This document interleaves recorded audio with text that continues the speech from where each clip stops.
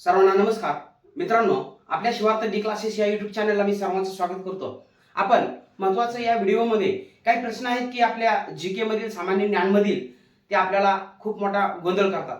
म्हणजेच की आपल्याला दोन पर्यायामध्ये नेमकं उत्तर कोणतं काढायचं हे लक्षात येत नाही। म्हणजे की आता फॉर एक्झाम्पल समजा त्या ठिकाणी द अनटचेबल इंडिया किंवा द अनटचेबल असे दोन ग्रंथ आहेत, नेमकं कोणता ग्रंथ कोणाचा आहे, किंवा त्याच्यानंतर महत्त्वाचं म्हणजेच की अस्पृश्यांची कैफियत, एकेश्वर निष्ठांची कैफियत, एकेश्वरवाद्यांना भेट असे काही ग्रंथ आहेत ज्यांच्या नावामध्ये काही साम्य आपल्याला पाहायला मिळतं, त्यामुळे गोंधळ होतो।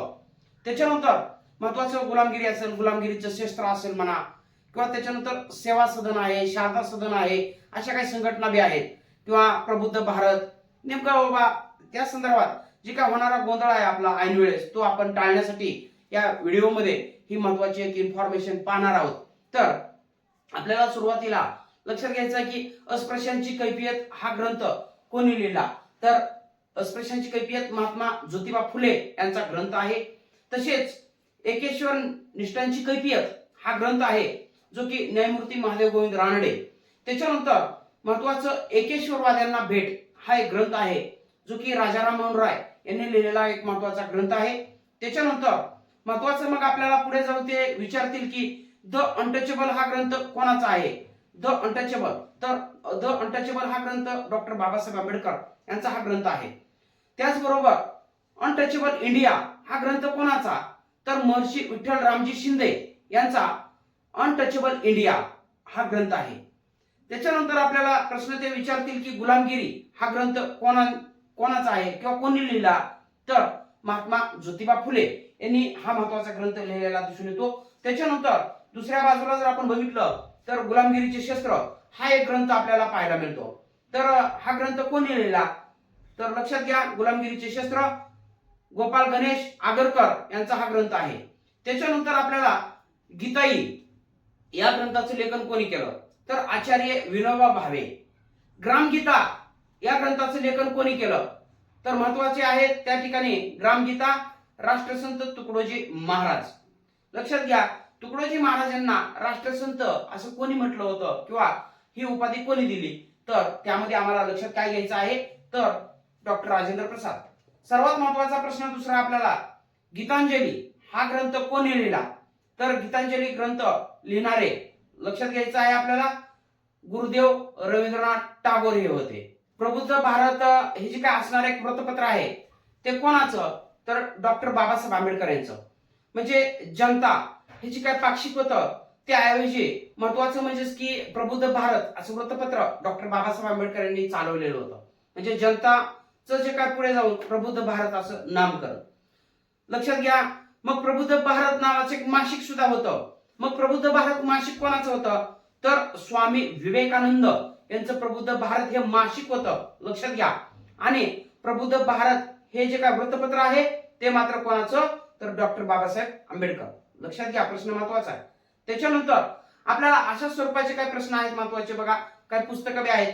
त्यामध्ये डिस्कव्हरी ऑफ इंडिया हा ग्रंथ कोणाचा, म्हणजे भारताचा शोध हा ग्रंथ कोणाचा, तर पंडित जवाहरलाल नेहरू। मित्रांनो या ठिकाणी असाच एक महत्वाचा ग्रंथ आहे India divided. Discovery of India Pandit Jawaharlal Nehru, आणि इंडिया डिवायडेड म्हटलं तर त्या ठिकाणी उत्तर काय असणार आपलं, डॉक्टर राजेंद्र प्रसाद। आणि असाच एक ग्रंथ आहे महत्वाचा इंडिया विन्स फ्रीडम हा ग्रंथ कोणाचा, इंडिया विन्स फ्रीडम हा ग्रंथ आहे मौलाना आझाद यांचा। लक्षात घ्या स्वतंत्र भारताचे पहिले शिक्षण मंत्री सुद्धा आपण त्यांना त्या ठिकाणी म्हणतो। त्याचबरोबर राष्ट्रीय सभेचे सर्वाधिक काळ अध्यक्ष सुद्धा राहणारे कोण होते, तर मौलाना आझाद होते। किंवा राष्ट्रीय सभेचे सर्वात तरुण अध्यक्ष होणारे सुद्धा कोण होते, तर मौलाना आझादच होते। लक्षात घ्या त्याच्यानंतर आपल्याला एक महत्वाचा प्रश्न त्या ठिकाणी विचारला जाऊ शकतो की बाबा इंडिका नावाचा ग्रंथ, म्हणजे की India wins freedom Maulana Azad, indica नावाचा ग्रंथ बघा मॅगस्थेनिस। सेल्युकस निकेटरचा असणारा एक महत्वाचा राजदूत। महत्वाचं म्हणजेच की त्या ठिकाणी बघा दोन संघटना सुद्धा आपल्याला विचारल्या जाऊ शकतात। एक म्हणजेच की सेवा सदन। सेवा सदन ही संघटना नेमकं कोणाची, लक्षात घ्या तर रमाबाई रानडे यांची ही संघटना आपल्याला पाहायला मिळते सेवा सदन, जी की 1908 मध्ये स्थापन केलेली होती। मग अशीच अजून एक संघटना आहे शारदा सदन. शारदा सदन ही संघटना कोणाची मग? तर मुंबईमध्ये स्थापन झालेली ही महत्वाची शारदा सदन संघटना पंडिता रमाबाई यांनी 1889 मध्ये स्थापन केलेली पाहायला मिळते. मग मित्रांनो, हे जे काय प्रश्न आहेत हे आपल्याला खूप मोठे गोंधळात टाकणारे प्रश्न पाहायला मिळतील आपल्याला. तर सर्वात महत्वाचं म्हणजेच की आपल्याला यावरती खूप वेळेस प्रश्न सुद्धा येऊन गेलेले आहेत आणि आगामी परीक्षेमध्ये सुद्धा येतील. तर या प्रश्नामध्ये आपल्याला अजिबात गोंधळ होता कामा नये, याच्यावरती थोडस लक्ष देणं गरजेचं आहे. आणि खूप महत्वाचे आयएमपी क्वेश्चन आहेत.